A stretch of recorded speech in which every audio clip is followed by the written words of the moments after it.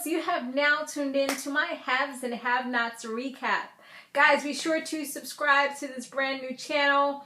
I also wanted to say to check out my friend For It's Rocks. She has an amazing channel where she does like lots of recaps of different types of shows. And she just recently gave me a shout out for my other channel, which has now hit 10,000 subscribers. You don't know, you guys.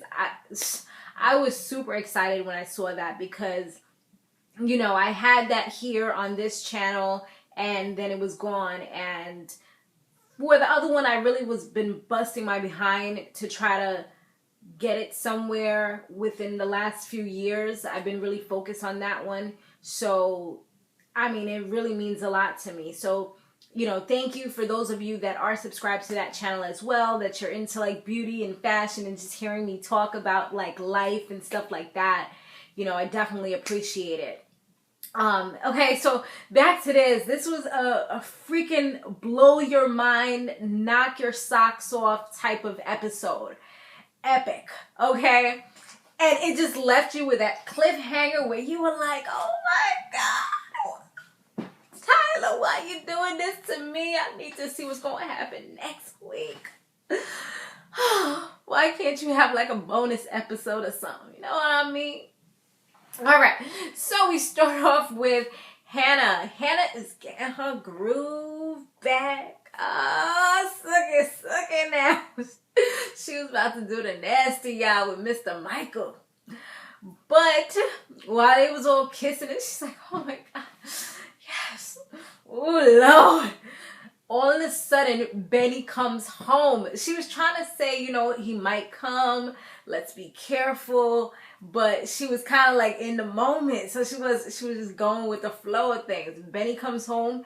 He hears her going, you know, making the moaning sounds. Like he gonna freaking open up the door. I mean, he knows that there's a man in there. He knows what love making sounds sound like. So why the hell would you bust up in the door? I mean, that was just, he was doing too much. He was making me mad. He's a cock blocker, as they would say. All right, so then, of course, that just stops everything. That's kind of like a mood killer. It kind of makes things go from this to like that. You know what I'm saying? So it was over. It was a wrap. Michael and her have a little conversation where she's just like, oh my God. And Michael's like, I'm sorry about everything. She's like, you don't have to apologize. I'm a grown woman. Like, I knew what I was doing. I knew what I wanted at the moment. He's like, yeah, but you're a Christian. She's like, yeah, and a woman of the church. So people of the church can't have a little groove going on too. I mean, I know it's premarital sex and this and that, but come on. She done been there, done that, moved on. Please, who are you trying to impress? I'm sorry. Anyways, so she's like, you know what, we didn't do anything anyway, and I'm not going to regret something that we didn't even do. And he's like, he don't regret it either, because he knows what he wanted. But she's like, you know, once he leaves, she's going to go ahead and make sure that she goes on her knees and just talks to the Lord and asks him, I think she said, for forgiveness. And then she's just going to leave it at that. She's not going to kill herself, stress herself out about something that didn't even really happen. I'm like, dang, Benny, why you did that? She'd been much happier if she would have got a little something. Anyway, so Jeffrey, he's worried about Veronica doing something crazy. He feels like this is the quiet before the storm. Because, you know, she left out of there like, okay, I'll leave. It's all right. Candace can stay. And then she kind of like left. So it's like, what the hell is going on with her? Like, what does she have in her mind? What is she contemplating right about now? He knows his mother too well.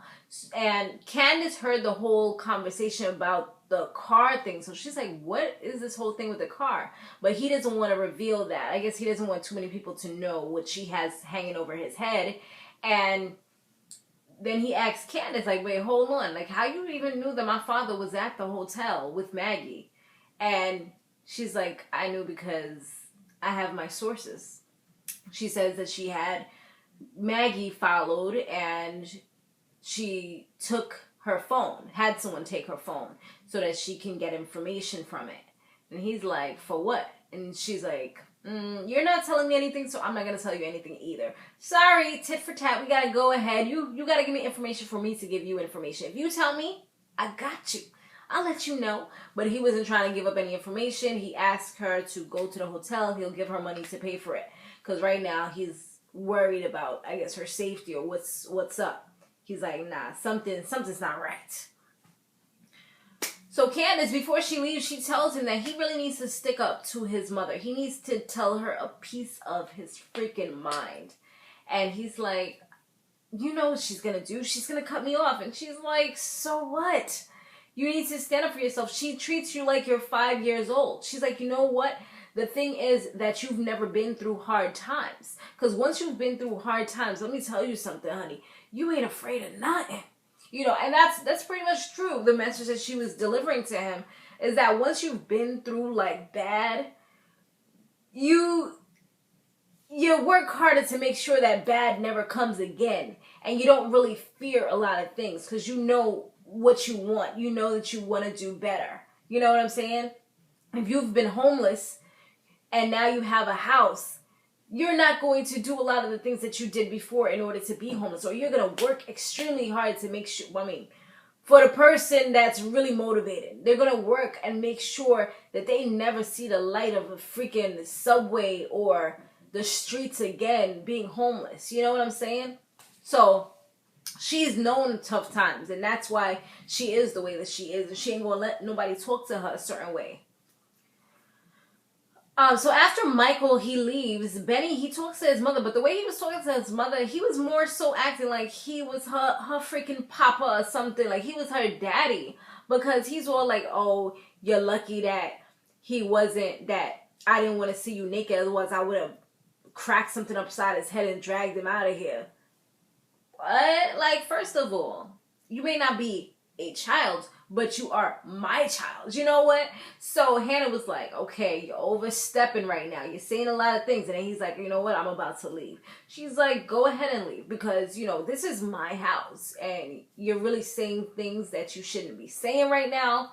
And yeah, maybe you need to go and cool yourself down, my brother. Because, yeah, that would have pissed me off too. Like, first of all, I understand you feel like, okay, you've been a man of the house for all these years, but still, like, for him to be acting like that, it's like, what are you scared of? Are you scared that she's going, and he's like, oh, you should be ashamed of yourself. Like, he was really going in. I was like, yo, what is wrong with Benny? He is really getting out of control. Like, this whole freaking episode, these young people is getting out of control. And I'm probably like their age, but you know, looking at it from their angle, from the parent side, you know, but also a parent, it's like, nah, y'all was getting out of control right now.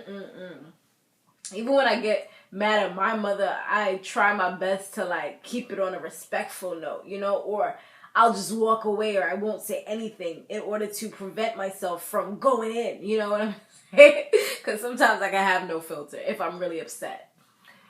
So Catherine now, through Celine, she finds out that Wyatt was drinking, and she goes to wake him up out of his drunken sleep, and when she does, he starts getting disrespectful too. I'm telling you, all these people is getting out of freaking control, out of hand, let me tell you. So it's like everything was really falling apart for her. She doesn't know where Jim is. No one knows where Jim is. Wyatt has Jim's phone, so you can't even get in contact with him. So it's like, what the hell? And they have to go to this campaign announcement that Jim is supposed to be having. So she's all dressed, but Wyatt, you know, like I said, she's trying to get him ready, and he's just being super rude. He tells her, oh, do you know that Celine had an affair with Jim, and that he has a child, a son that's my age? How do you feel about that? And she's just like, I guess she pretty much like already knows about all that stuff. And it was just like, I feel like she already, I think we've revealed that already, that she knows about all that stuff with him and Celine. That's why they pay her money. That's why she still actually works there. So anyways, yeah, everything is pretty much falling apart. She was about to go and try to get Amanda up, but then she saw Hannah, who they was just kind of catching up real quick. She apologized for not going to Hannah's party for Benny.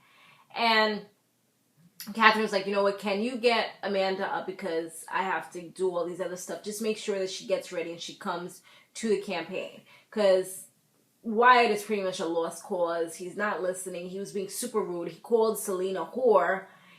First he called her Celine, and then he was like, wait, maybe she'll know this name better. Whore! Whore! Yeah, she knows that name. I'm just like, ugh. Then he like goes up in his mother's face. He's like, move. Move. I'm like, yo, I know I can't beat him if I was her, but I would have tried. You know, and she tried to lay down the law a little bit, but it just didn't work. Like, you know, she tried to do the scare tactic thing where you put on your bass voice and you wiggle your little fingers and you command that person what to do. Well, it didn't work this time. It didn't work, you know. And that's pretty bad when it doesn't work, you know. When you do that mother strict thing and it doesn't work, that's when you know that things are bad and the child just doesn't respect you. He was showing no respect. He was giving no F's at all. Like 0. So, moving on from that, this chick, freaking Melissa, she seems like super desperate. This is Melissa. This is a girl that Jeffrey slept with. The first person he slept with who wasn't a man, you know. It messed him up mentally. And he feels like, I mean, she just keeps on like, oh, let's give it another shot. But she says something that makes him realize that something is not right. Because I'm listening to her like, oh, I really want to be with you. We can make this work. I'm like, he's saying, I don't really want to be with you. Like, he couldn't have said it any more clearer unless he would have said the words, I am gay. He's like, I'm not really into you. He's saying like little things, giving her hints, letting her know like, all right, like give it up. Like, you're throwing yourself at me. He's like, why are you throwing yourself at me? Basically. And I'm looking at the TV. I'm like, girl, go get a life. Like, are you a gold digger? Are you trying to get into the money? What's up? Because I'm looking at her begging. And like, oh, we can still try. I can do whatever you want me to do. And this and that. I'm like, nah, you OD desperate. Like, are you poor and you're trying to get into a good family? You trying to get him to marry you? You trying to get pregnant? What is up with you, girl? But then she says, like I was saying, she says, what did she say? She was like, oh, we could do it more times and then it could start to feel more natural to you. But hold on. What? See, those words right there was kind of like a light bulb going, letting him know that she spoke to his mother. She's like, I know that you spoke to my mother, because for you to say that, he was like, what did you say? What did you say? He was like, you spoke to my mother. What has she been telling you? And see, I know that you spoke to her. And she's just trying to play it off right quick. She's like, what are you talking about? What? If she didn't speak to his mother, for her to say those words, it was like a freaking weird coincidence for that to happen. Because for you to say it would get more natural, it kind of feels like, how did you know that he was a virgin? He never mentioned that. How did you know that he felt uncomfortable? He never really mentioned that part either. So you know something. So what I'm thinking from those words is that maybe Veronica paid her, you know, gave her some good bucks and said, you're going to make my son turn straight. Otherwise, you don't get paid. So she trying to make sure she get that money. That's what I'm thinking. What y'all think? All right, so now Catherine, she tries to... Well, we already established that she was trying to get him to go to the campaign. It pretty much didn't work. Veronica, she tells Maggie that she's exceptional at what she does, because they had like this moment where Maggie was in a room with David, but then she walks in and she's just like, you're exceptional at what you do. She's like, thank you. And she says, all right, so go and do your job. I'm like, oh my God. She's treating her like the help. I'm so There is. And it's like she's just saying things to let her know, like, I am your boss at the end of the day kind of thing. And she's like, I'm watching you. As she walks away, she's like, I'm watching you. Like, really trying to intimidate the girl. Oh, Lordy. So Candace, she is back to see Jim and to get the money from him finally. She talks to him. They have like a little conversation. And he's like, you know what? I'm going to sign it. And she's like, okay, great. And she like, he seems much more humble. I'm like, yes, this is the Jim that we met in season 1. You know what I'm saying? So after she talks to him a little bit and he says, you know, I need you to release one of my arms so that I'll be able to sign this. I'm like, he could have signed it just like that. It would have been a little uncomfortable. He could have did it. So once she does that, he tries to choke her up, but she was too freaking swift for him.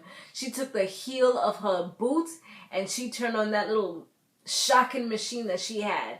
And he had to let go after that. She was like, I will kill the both of us. Oh, Lord. So he ends up signing all the papers, but she's smart enough to know that he could still stop the whole thing but with a call. So she tells him to call up his bank, to call up his agent or whatever, and have them transfer the money over to her right now while she's there to wire the money. She already faxed the documents over to them. I'm like, this girl don't play. I guess she knew that he was about to sign, so she had everything done. So she tells him to call the guy up. He's like, it doesn't work like that, Candace. It doesn't work like that, Candace. And she's like, I know how these things work. You golf with him. You can call him up and let him know. So he calls him. Bada bing, bada boom. $7.4 million is being wired. I'm just like, how is this going to turn out? I feel like no good can come of this. Like, I don't see somebody walking away that easily with $7.4 million. Like, if she does, it's just so weird to me. I can't fathom it. Like, I have to see how this all plays out. Anyway, so when Hannah goes to the room to try to get Amanda to get up, she is freaking... She's so freaking surprised and just like blown away by what she finds. Amanda freaking drowned in a pool of blood. Like, blood is freaking everywhere. It looks like, I don't even know. Like, is she gonna be off the show? Did she kill herself? It looks like she might have killed herself because I feel like it's been like a day already since she's probably been bleeding out like this. Like, did she blow her brains out? Because didn't we hear a gunshot? But why didn't anybody else hear the gunshot? That's what I'm trying to figure. I don't know. We're going to see what happens in the next one. But didn't it end up with a gunshot, which is why we had the hashtag who got shot? So if she got shot, why didn't anybody think, you know, if you hear a loud noise? I know the mother was, well, you know what? Now that I think about it, the mother, she took a sleeping pill, so she was dead asleep. The son, he drank off the bottle of liquor, so he was drunken and sleeping too. Jim wasn't there, so maybe that's the reason why nobody checked on her. And if a gunshot did go off, that's the reason why no one knew. Okay, it's all coming together now. I should be a freaking investigator because look how I'm putting the puzzle pieces together and coming up with a good conclusion. But yeah, that's my theory right now. I'm looking forward to seeing what the hell really happened. I mean, that's just my conclusion, but I'm looking to see what actually happened. And everything's about to get discovered right now. I don't know if she's dead because it looked like once Catherine was on the phone talking, getting the information, I guess, about her, it looked like she was about to have a stroke or a heart attack or something. Like, she was just in shock from what we saw. Wait till Jim finds out about this. Oh my gosh. Like, this is crazy. Like, he just went through this crazy ordeal. Now he's about to find out something went on with his daughter. Oh, Lordy. We shall see. Guys, thanks for watching. Make sure you thumbs up, you share this video, and subscribe. And check out For It's Rocks as well. And also my girl Jamila TV. But I'll definitely do another video talking more about my girl Jamila as well. These are just some of my awesome friends that have been with me, and Mike B as well. Those 3 people are like my top 3 friends. Oh, and Ashley Miller. See, I can't do a little mini shout out without like thinking of bad people in my head. But anyways, thanks for watching. Be sure to stay fabulous, live free, and soar limitless. I'll see you in the next one.